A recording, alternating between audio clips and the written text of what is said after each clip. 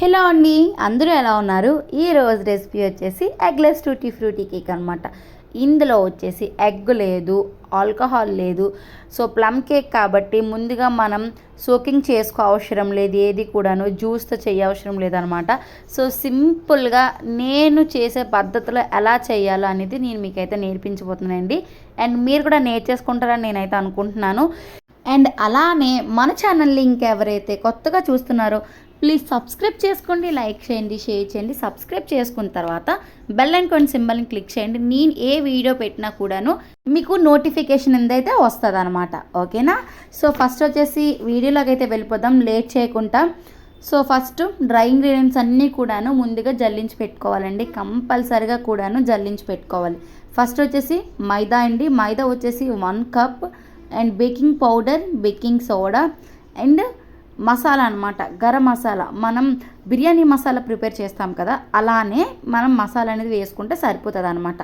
So మనం plum cake చేసేటప్పుడు ఆ మసాలా లేనిదే కేక్ వేస్ట్ అనమాట. సో మసాలా అనేది కంపల్సరిగా వేయాలి. మంచి టేస్ట్ ఇస్తుంది, ఫ్లేవర్లెస్ అనేది ఇస్తుంది అనమాట. ఓకేనా? ముందు డ్రై ఇంగ్రీడియంట్స్ అన్నీ కూడాను జల్లించుకోవాలి. ఈ లిస్ట్ అంతా కూడాను నేను డిస్క్రిప్షన్లో అయితే మెన్షన్ చేస్తాను.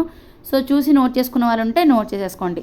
నెక్స్ట్ వచ్చేసి డ్రై ఫ్రూట్స్ అండి. డ్రై ఫ్రూట్స్ అంటే మన దగ్గర ఏమీ లేవు కాబట్టి green colour tutti frutti, red colour tutti frutti, కాజు అండ్ ఆల్మండ్ వేసాను. సో మీ దగ్గర ఏవి డ్రై ఫ్రూట్స్ అవైలబుల్గా ఉంటే అవే వేసుకోండి. సో నా దగ్గర ఇదే అవైలబుల్గా ఉంది కాబట్టి సో నేను ఇవే యూస్ చేస్తున్నాను అనమాట. ఓకేనా?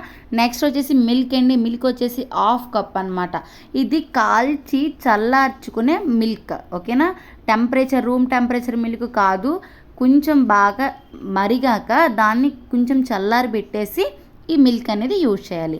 నెక్స్ట్ షుగర్ అండి. షుగర్ వచ్చేసి 1/2 కప్ అనమాట. ఈ షుగర్ మిల్క్ కూడాను బాగా కరిగిపోవాలి. షుగర్ అంతా కూడాను బాగా మెల్ట్ అయిపోవాలి. షుగరు మిల్క్ కూడాను వాటర్లో ఫామ్ అయిపోయి మొత్తం మిల్క్లో ఏర్పడిపోవాలన్నమాట. ఓకేనా? నెక్స్ట్ బటర్ వచ్చేసి 1/4 కప్. ఈ బటర్ వచ్చేసి అన్సాల్టెడ్ బటర్ అండి. ఈ బటర్ రూమ్ టెంపరేచర్లో ఉండాలి. నెక్స్ట్ ఈ బటర్ని కొంచెం హీటింగ్ చేస్తే వాటర్లో ఫామ్ అవుతుంది, ఆయిలీగా ఫామ్ అవుతుంది. ఆ బటర్ని మనం ఇందులో వేసేసి ఒక 2 మినిట్స్ అనేది మిక్స్ చేసుకోండి విస్కర్తో. ఇక్కడ మీరు చూసినట్లు గమనించినట్లయితే మనం బ్లెండర్ ఎక్కడ యూజ్ చేయట్లేదండి. సో దీనికి బ్లెండర్ అయితే పెద్దగా అవసరం లేదు. మనం మిల్క్ షుగర్ వేసుకునేటప్పుడు బ్లెండర్ ఆన్ చేసాం అనుకోండి, మిల్క్ అంతా కూడా మన మీదకే తుల్లుతుంది అనమాట. ఓకేనా? అందుకని చెప్పేసి విస్కర్తో అనుకోండి, షుగర్ మొత్తం కూడా అంచగ్గా మెల్ట్ అయిపోతుంది. నెక్స్ట్ మనం ఆల్రెడీ డ్రై ఇంగ్రీడియంట్స్ అన్నీ కూడాను జల్లించి పక్కనైతే పెట్టుకున్నాం కదా, ఆ డ్రై ఇంగ్రీడియంట్స్ అన్నీ కూడాను యాడింగ్ చేసుకుంటూ మీరు మిక్స్ చేసేసుకోండి. కొంచెంగా యాడింగ్ చేసుకుంటూ మీరు విస్కర్తో నీట్గా బ్లెండ్ చేసేసుకోండి.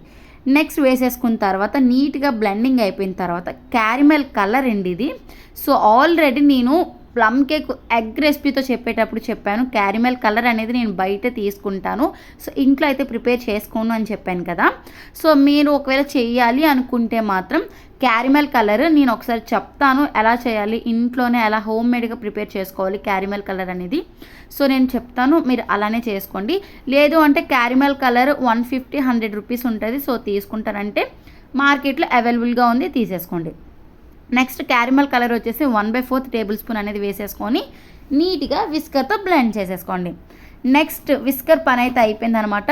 విస్కర్ పక్కన అయితే పెట్టేసుకొని నెక్స్ట్ స్పాచులర్తో కట్ అండ్ ఫోల్డ్ మెథడ్లో కలుపుకోండి.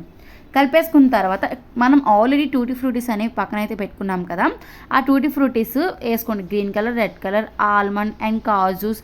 సో మీ దగ్గర అవైలబుల్ డ్రై ఫ్రూట్స్ ఉంటే అవే వేసుకోండి. అండ్ నెక్స్ట్ మొత్తం కూడా డ్రై ఫ్రూట్స్ వేసేసుకున్న తర్వాత కలిపేసుకోండి నీట్గా. నెక్స్ట్ పైనాపిల్ ఎసెన్స్ అనేది వేసుకుంటున్నానండి. మీ దగ్గర ప్లమ్ కేక్ ఎసెన్స్ ఉంటే వేయండి, లేదు అంటే పర్వాలేదు. పైనాపిల్ ఎసెన్స్ వేసుకున్నాం అనుకోండి, మనకి టీ టైమ్స్ కేక్స్ చూసేటప్పుడు పైనాపిల్ ఫ్లేవర్ అనేది మంచి ఫ్లేవర్ ఇస్తుంది అనమాట. చాలా బాగుంటుంది పైనాపిల్ ఫ్లేవర్ అనేది. సో మీ దగ్గర ప్లమ్ కేక్ ఎసెన్స్ లేదు అంటే పైనాపిల్ ఎసెన్స్ యూజ్ చేసేసుకోండి. నెక్స్ట్ మనకి మిక్స్ అనేది రెడీ అయిపోయిందండి. ఎక్కువ టైం పెట్టదు, మొత్తం మిక్స్ అవ్వడానికి 15 మినిట్స్ ఆర్ 20 మినిట్స్ పడుతుంది అనమాట. ఓకేనా? సో ఎగ్లెస్ కేక్ అనేది త్వరగానే బీట్ అయిపోతుంది, ఎక్కువగా టైం తీసుకోదు. 1/2 కేజీ టిన్లో అయితే నేను బేక్ చేసుకుంటున్నానండి. 1/2 కేజీ టిన్ని నేను బటర్తో నీట్గా గ్రీస్ చేసుకుంటున్నాను. నెక్స్ట్ బటర్ పేపర్ కూడా వేసేసి బటర్ అనేది అప్లై చేసుకుంటున్నాను. మీరు బటర్ అప్లై చేసుకున్నట్లయితే ఆయిల్ అనేది అప్లై చేసుకోండి, నో ప్రాబ్లం.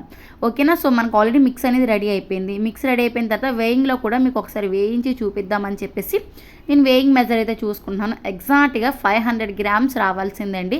ఎందుకంటే మనం హాఫ్ కేజీ రెసిపీ చేసాం కాబట్టి హాఫ్ కేజీకి 500 గ్రామ్స్ కంపల్సరిగా రావాల్సిందే. ఓకేనా.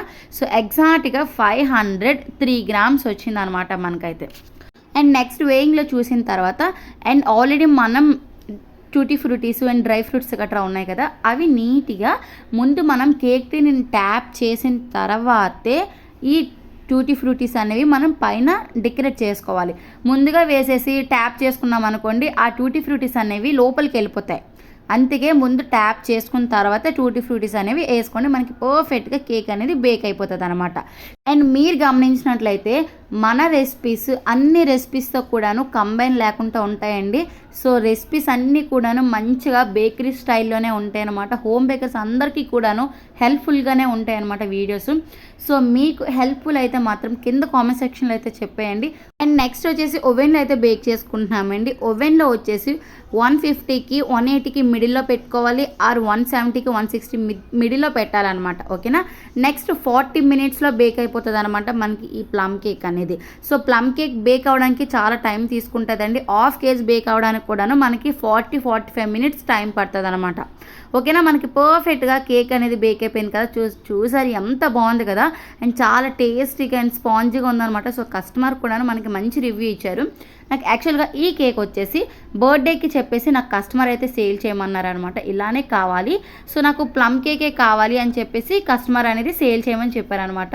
ఈ కేక్ మొత్తం కూడా కూల్ అయిపోయిన తర్వాత మనం కేక్ టిన్లో నుంచి రిమూవ్ అయితే చేసేసుకోవాలండి కేక్ని. సో మనం ఎగ్లెస్ కేక్ చేసేటప్పుడు ఎంత జాగ్రత్త ఫాలో అవ్వాలో కేక్ టిన్లో నుంచి రిమూవ్ చేసేటప్పుడు కూడా అంతే జాగ్రత్తగా ఫాలో అవ్వాలి.